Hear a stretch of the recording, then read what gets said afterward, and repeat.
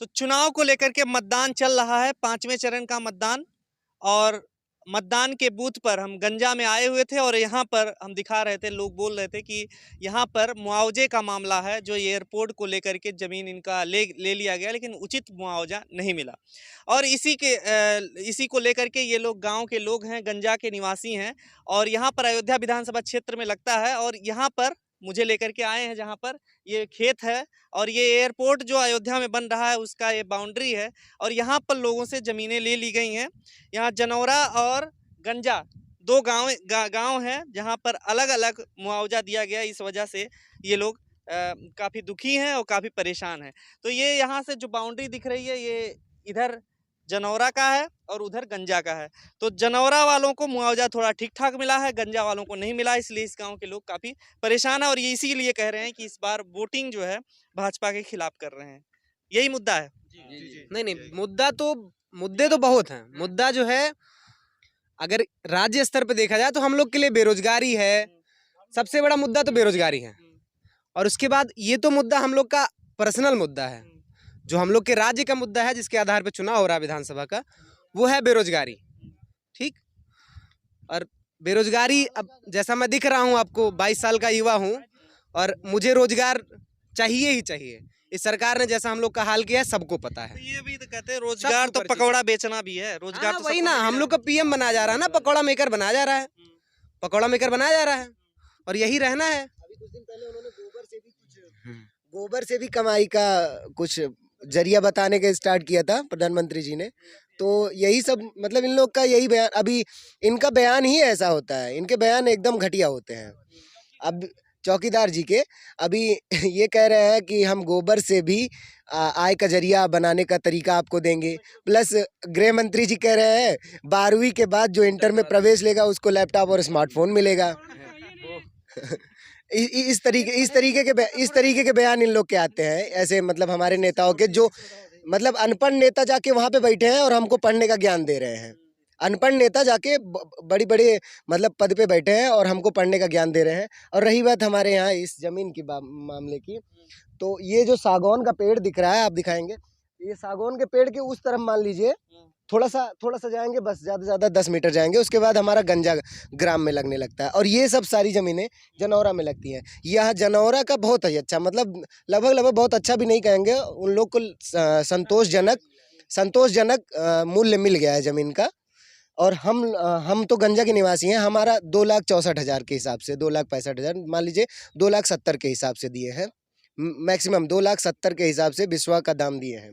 वहाँ उनको 9,35,000, और अगर 9,35,000 रुपए बिस्वा के हिसाब से दिए हैं। कारण बता रहे हैं?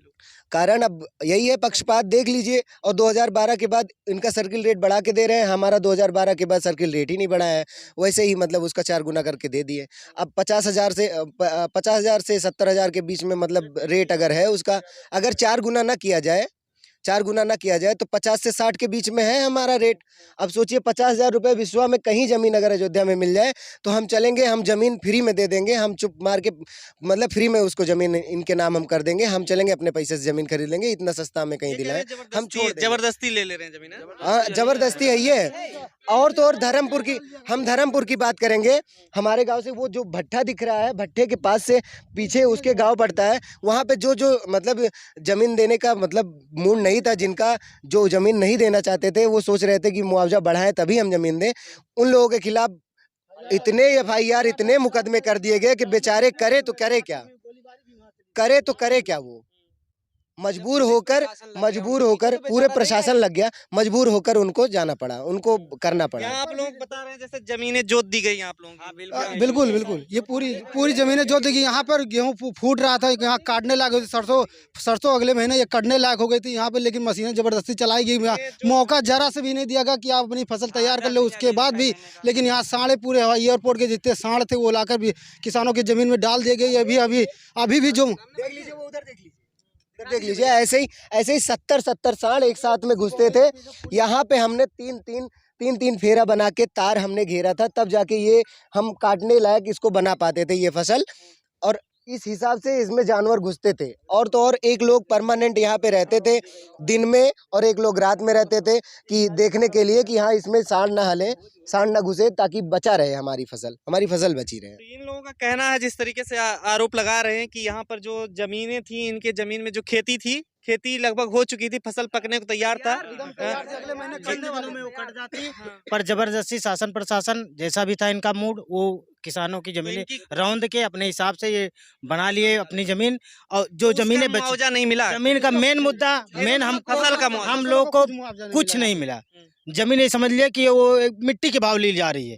जो हमको मिलना चाहिए वो आसपास ये मिल लगता है 2-4-10 किलोमीटर में, उस रेट की जमीन कहीं नहीं मिल रही है। और इसीलिए असंतोष है सब आदमी है, सब आदमी सोच रहे हैं कि मतलब आप लोग फसल का मुआवजा भी नहीं मिला। नहीं कटा भैया जो है हम तो यही कहेंगे कि ना उचित मुआवजा मिला है और ना मिलने का उम्मीद करते हैं, क्योंकि इन सब लोग का जो है राजनीति जो है हमें तो नहीं अच्छा है। और हम चाहते हैं कि इन सब लोग को जो है उचित रेट दिया जाए और इनको जहां बसाने का किया गया है उनको पहले बसाया जाए, उसके बाद इनका जो है जमीन लिया जाए और उसके बाद तब काम चलना चाहिए। तो फिलहाल ये मुझे गांव में ले आए, खेत में ले आए, जहां पर ये सीधे सीधे दिखा रहे हैं कि सांड भी चल रहे हैं और यहाँ पर इसी तरीके से इनकी जमीन जो जमीन ले ली गई है जबरदस्ती, एक तरीके से कह रहे हैं। और ये मतलब इनके फसलों को रौंद दिया गया और उसके बाद अब इनको मुआवजा भी नहीं दिया गया, उचित मुआवजा, मेन उचित मुआवजा भी नहीं मिला है, इसका है। आप सोचिए जो खड़ी फसल थी उसको तो सांड चरते ही थे, अब रौंदी हुई फसल चर रहे हैं, देख लीजिए रौंदी हुई फसल भी सांड चर रहे हैं। तो फिलहाल ये सब मुद्दे हैं अयोध्या में, जिसकी वजह से कुछ जगहों पर खासकर भाजपा का विरोध हो रहा है और फिलहाल ये विरोध होता रहेगा। लेकिन सरकार किसकी बनेगी ये तो देखने वाली बात होगी। फिलहाल इनका मुआवजा मिल पाएगा कि नहीं, ये एक सवाल है। और